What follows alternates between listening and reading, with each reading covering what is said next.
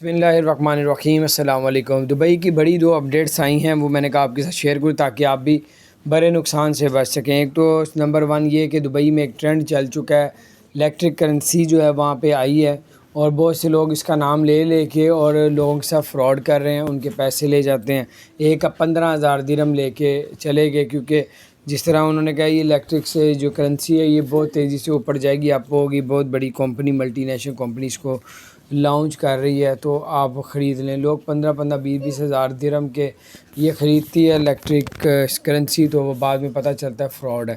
تو اس کے علاوہ یہ اس فراڈ سے بچ کے، کیونکہ وہاں پہ بہت زیادہ یہ فراڈ شروع ہو گیا۔ دوسرے نمبر پہ آپ کو بتاتے چلیں کہ دبئی میں ایک پرائیویٹ ہاسپٹل میں ایک ڈاکٹر جو ہے وہ ڈیوٹی نبھاتا تھا، تو وہاں پہ جو ہے ہاسپٹل والوں نے اس کو نکال دیا بغیر کسی ریزن کے، بغیر کسی نوٹس کے۔